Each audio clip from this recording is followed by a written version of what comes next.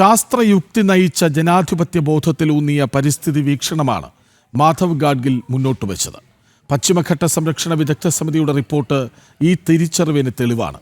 2018 മഹാപ്രളയം മുൻകൂട്ടി കണ്ട മഹാശാസ്ത്രജ്ഞനെ കേരള മനസാക്ഷി തിരിച്ചറിയുന്നതും അന്നു മുതലാണ്. ഹാവാർഡിലും ഇന്ത്യൻ ഇൻസ്റ്റിറ്റ്യൂട്ട് ഓഫ് സയൻസിലും അധ്യാപകനായാണ് മാധവ് ഗാഡ്ഗിലിന്റെ പരിസ്ഥിതി ജീവിതം ആരംഭിക്കുന്നത്. എണ്ണമറ്റ പരിസ്ഥിതി ഗവേഷണങ്ങൾക്ക് അദ്ദേഹം നേതൃത്വം നൽകി. 2011 മാധവ് ഗാഡ്ഗിൽ അധ്യക്ഷനായ പശ്ചിമഘട്ട സംരക്ഷണ വിദഗ്ധ കമ്മിറ്റി റിപ്പോർട്ട് സമർപ്പിക്കുന്നത്. സുപ്രീം കോടതി ഉത്തരവിന്റെ അടിസ്ഥാനത്തിൽ രൂപീകരിക്കപ്പെട്ട സമിതി സമഗ്ര നിർദ്ദേശങ്ങളാണ് സമർപ്പിച്ചത്. ഖനനവും മറ്റു പാരിസ്ഥിതിക വിരുദ്ധ പ്രവർത്തനങ്ങളും വനമേഖലയിൽ ഒഴിവാക്കുക, പശ്ചിമഘട്ടത്തിന്റെ പൊതുസ്വഭാവം കൃത്യമായി മനസ്സിലാക്കി കാര്യക്ഷമമായ ഇടപെടൽ നടത്തുക എന്നീ നിർദ്ദേശങ്ങൾക്ക് പുറമെ 60% വനവിസ്തൃതി നിലനിർത്തണമെന്നും റിപ്പോർട്ട് പരാമർശിച്ചു. ഇതോടെ പരിസ്ഥിതി ലോല മേഖലകളിൽ പ്ലാന്റേഷനുകൾ സൃഷ്ടിക്കുന്ന പാരിസ്ഥിതിക ആഘാതം ചർച്ചയായി. അതിരൂക്ഷമായ എതിർപ്പുകളാണ് അദ്ദേഹത്തിന് നേരിടേണ്ടി വന്നത്.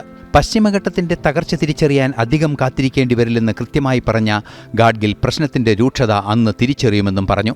2018 പ്രളയം ഗാഡ്ഗിലിന്റെ മുന്നറിയിപ്പുകൾ എത്ര കണ്ട് സത്യമെന്ന് മലയാളിയെ ബോധ്യപ്പെടുത്തി. അദ്ദേഹം രേഖപ്പെടുത്തിയ മേഖലകളെല്ലാം തന്നെ പ്രളയമഹാപ്രവാഹത്തിൽ പൊട്ടിയൊഴുകി. പശ്ചിമഘട്ട സംരക്ഷണ അതോറിറ്റി എന്ന ആശയമാണ് അദ്ദേഹത്തിന്റെ ജനാധിപത്യ ബോധത്തെ വെളിവാക്കുന്നത്. അതത് മേഖലകളിൽ പഞ്ചായത്ത് മെമ്പർ മുതൽ പാർലമെന്റ് അംഗം വരെ ഉൾപ്പെടുന്ന വിശാലമായ സംവിധാനമാണ് അദ്ദേഹം അതോറിറ്റിയായി വിഭാവനം ചെയ്തത്.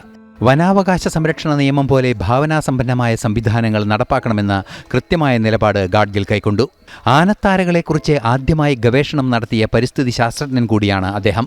ആനത്താരകൾ തേടി കാടുകയറിയ ആ മനുഷ്യന്റെ മുന്നറിയിപ്പിന് ഇന്ന് നശിച്ചുപോയ ആനകളുടെ ആവാസ വ്യവസ്ഥകളും നാടിറങ്ങുന്ന കാട്ടാനയും നേർസാക്ഷ്യമാണ്.